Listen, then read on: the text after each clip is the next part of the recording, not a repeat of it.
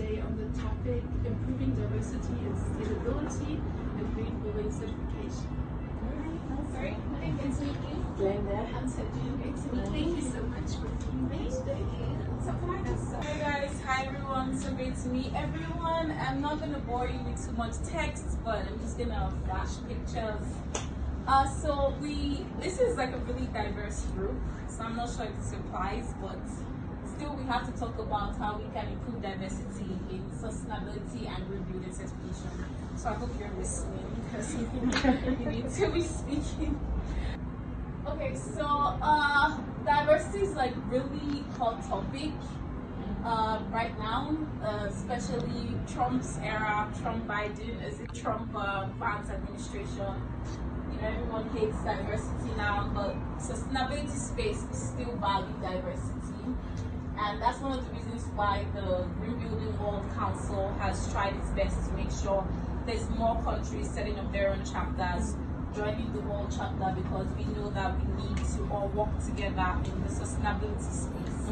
So essentially the goal for the Green Building Council is improving how we build sustainably, and making sure our built environment, that's where we all live as humans, is going to be sustainable for the future in terms of resources, in terms of improving basically just how we live our lives, and making sure like we leave a future home for our kids.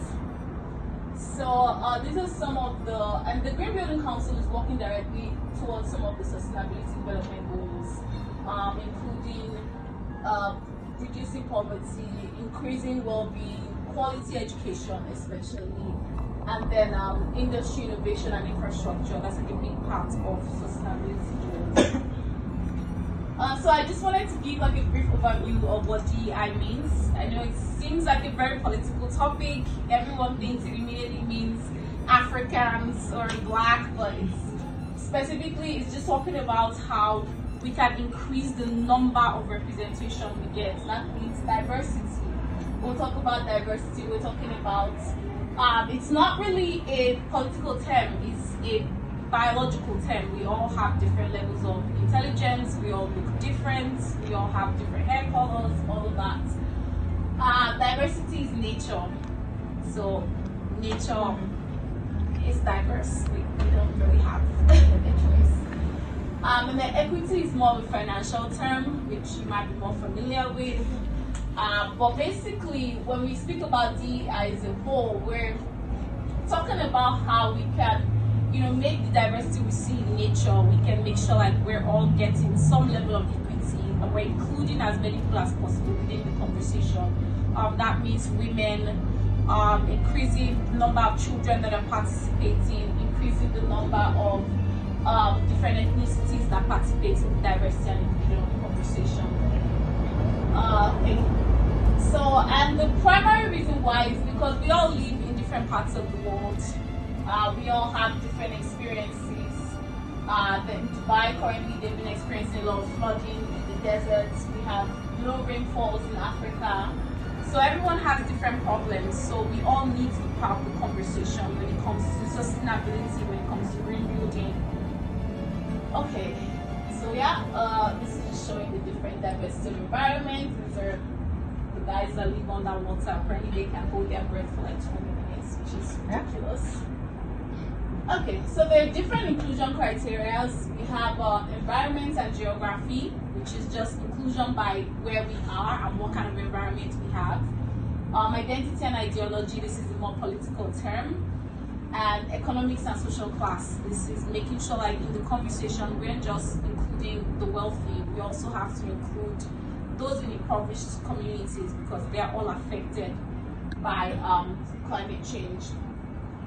So now we move to the conversation of certification, and there's a couple of companies and organizations that are making sure like in terms of how we live and our practices, building certification for women. I know EDGE is already kind of on top of that, but if we can specifically identify certificates that are just available for women, it allows women to know that they are wanted in the space. Because a lot of women assume instantly when they hear engineering, when they hear construction, they just assume that that doesn't have anything to do with me, that's a man's job. But one of the ways I got introduced into construction, even into engineering, was, you know, based on the fact that my school at the time was asking girls if they wanted to, you know, join them, because we have a level where we get to that you have to either specify or join another course, and most of the girls were joining the textile courses and fashion courses. But one of the things my lecturers were looking for, they said, oh, women should join. So I just joined because I wasn't sure what I wanted to do for my specialization, but I'm glad for it. Okay, free certification courses. So a couple of, I know Edge offers some free certification courses through GBCNA, that is Green Building Council India.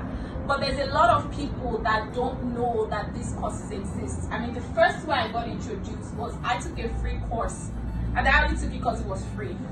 So we should come up with ideas to, hey, do this free certification course. Even if it's just the entry level, people can learn more and now improve that, or want to get to the second level or the third level, and then we have lifelong sustainability certificates. And then inter-council green building certification opportunities. I already kind of talked about this when we were doing introductions. When I spoke with Nadine, you know, she let me know that, you know, the green building Namibia works a lot with the green building South Africa. But that's something we don't see on our side out here in Nigeria. I mean, we have a green building council in Ghana. We never talk to them.